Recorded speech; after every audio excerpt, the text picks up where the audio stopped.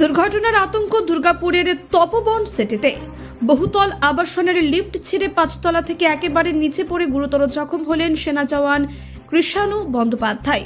তাকে আশঙ্কাজনক অবস্থায় বিধাননগরের একটি বেসরকারি হাসপাতালে ভর্তি করা হয়েছে। স্থানীয় সূত্রে খবর, সোমবার সন্ধ্যায় তপবন সেটের ৫৮ নম্বর টাওয়ারের লিফটে চেপে নিচে নামছিলেন কৃষাণু বাবু, কিন্তু লিফটে উঠতেই সেটি নিয়ন্ত্রণ হারিয়ে সজোরে নিচে আছড়ে পড়ে। তীব্র আওয়াজ শুনে ছুটে আসেন নিরাপত্তা রক্ষী ও আবাসিকরা। দরজা ভেঙে তাকে উদ্ধার করে হাসপাতালে পাঠানো হয়। ঘটনায় ক্ষোভে ফুঁসছেন আবাসিকরা। তাদের অভিযোগ, দীর্ঘদিন ধরে লিফটের সমস্যা ছিল, কিন্তু অভিযোগ জানিয়েও কোনো ব্যবস্থা নেওয়া হয়নি। আবাসনের সম্পাদক বিশ্বরূপ বন্দ্যোপাধ্যায় বলেন, এর আগেও ফাঁকা লিফট ছিঁড়ে পড়েছে, কিন্তু কর্তৃপক্ষ কোনো পদক্ষেপ নেয়নি। আজ এত বড় ঘটনা ঘটলেও তাদের দেখা নেই। তবে আবাসন কর্তৃপক্ষের সুপারভাইজার উজ্জ্বল মুখোপাধ্যায় দাবি করেছেন, রক্ষণাবেক্ষণ করা হয়, তবু এই ঘটনা দুঃখজনক। ভবিষ্যতে নজরদারি আরও বাড়ানো হবে। এটা সত্যিই মর্মান্তিক। একটা ইয়ং ছেলের এত বড় ইনজুরি হয়েছে, সে কতটা সেরে উঠতে পারবে আমরা জানি না। এই তপবন সিটিতে আমরা যারা আছি বেশিরভাগই সিনিয়র সিটিজেন, এবং লিফট এবং অন্যান্য ফায়ার প্রোটেকশন সেরকম কিছু নেই। আমাদের ফায়ার এক্সিটও কিছু নেই। একমাত্র 12 তলায় আপনি যদি ছবি নেন দেখবেন ফায়ার এক্সিট। যদি কোনো তলায় লিফটে আগুন লাগে আমরা কেউ নিচে আসতে পারবো না। যদি 6 তলায় আগুন লাগে আমাদেরকে 12 তলায় যেতে হবে, তারপরে এইভাবে অন্য বিল্ডিংয়ে যেতে পারবো। লিফটের প্রপার মেনটেনেন্স হয় না, স্পেয়ার দেয় না, সেই জন্য এইরকম ঘটনাগুলো ঘটছে। কিছুদিন আগে 51-এও হয়েছে এবং সেখানেও কয়েকজন ইনজিওর্ড হয়েছিল। আপনার নাম? আলোক চট্টোপাধ্যায়। কোনো ব্যবস্থা নেওয়া হচ্ছে না? না, ব্যাপারটা হচ্ছে একটি দুর্ঘটনা ঘটেছে। আমরা গিয়ে পরে তাকে রেস্কিউ করেছি, নিয়ে জাস্ট আমি আসছি হসপিটাল থেকেই ইমার্জেন্সিতে ওনাকে দেখে।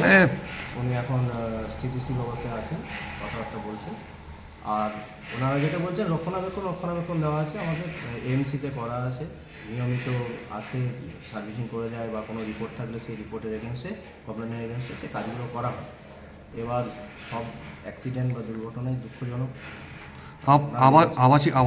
আবাসিকে যেটা বলছে প্রতি মাসে মেনটেন্যান্স না, টাইমে না, একদিন লেট হলে সঙ্গে সঙ্গে ফোন করা হয়। আর এর আগেও নাকি এবং খারাপও হয়েছে অনেকবার। ছিঁড়ে পড়ার ব্যাপার না, লিফট কখনো কখনো স্লিপ করে। লিফট তো ওরকমভাবে ছিঁড়ে পড়লে তো আজকে যত টাওয়ার আছে বা সব জায়গাতেই একই রকম আছে তা না, কিছু মেকানিক্যাল প্রবলেম থাকে, সেই গ্রিস থেকে ঘটনাগুলো ঘটে। নিয়মিত সার্ভিসিং করানো হয় না? নিয়মিত এমসিতে আছে, নিয়মিত সার্ভিসিং করানো হয়। এরপর বলাও আছে ওনাদেরকে যে আপনাদের লিফট যদি এমসি যখন আসবে, আপনাদের যদি কিছু জিজ্ঞাসা থাকে, দেখার থাকে, আপনারা দেখতে পারেন, কোনো কিছু তো লুকিয়ে নেই। ওনাদেরকেও চেনে, যারা সার্ভিসিংয়ে আছে তাদেরকেও চেনে, তাদের সাথে নিয়মিত কথা হয়। আমাদের সাথে যা যা কথা হয় বা যেরকম ধরনের কমপ্লেন আছে আমরা সেইভাবে ইয়ে করি। আপনার নাম? আমার নাম উজ্জ্বল মুখার্জি, আমি তপবন হাউজিংয়ের কর্মরত কর্মী। ঠিক 12টা 15 নাগাদ কৃষাণু ব্যানার্জি উনি একজন আর্মি পার্সোনাল, আর্মিতে উনি এখন সার্ভিসে রয়েছেন, ইয়ং ছেলে। উনি 3 দিনের ছুটিতে বাড়ি এসছেন। উনি বাড়িতে মেয়েদেরকে নামিয়ে উপর থেকে নিচে নামছিলেন। জাস্ট 5th ফ্লোর ক্রস করে 4th ফ্লোরে এসে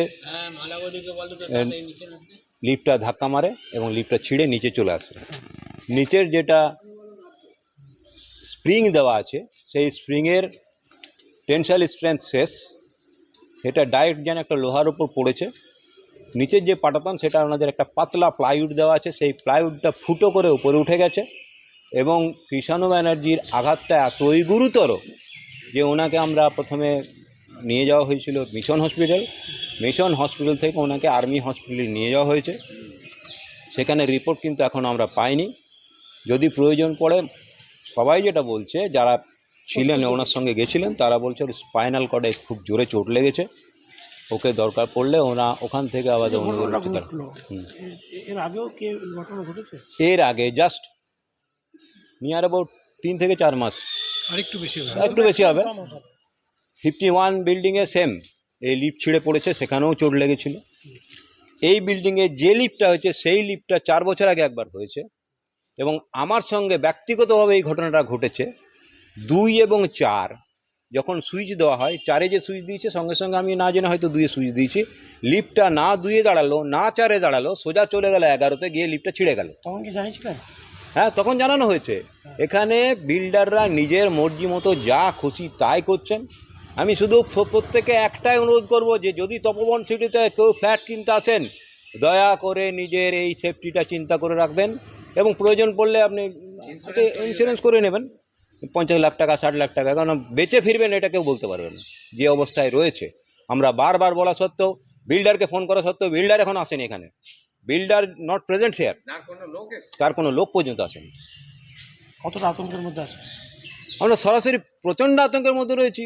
এবং শুধু তাই নয়, এখন এই অবস্থায় এখন যে সময়টা হচ্ছে, সেই যে সময় থেকে ঘটনাটা ঘটেছে তারপর থেকে এখন পর্যন্ত যারা 10 তলায় থাকে 11 তলায় থাকে তারা কিন্তু কেউ লিফট ইউজ করছে না, সবাই ওই সিঁড়ি দিয়ে নামছেন উঠছেন। এবার বলুন, সবাই সিনিয়র সিটিজেন, সবারই বয়স 60 ঊর্ধ্ব, এবার তারা কি করে পারবে এইভাবে 10 তলা 11 তলা থেকে প্রয়োজন?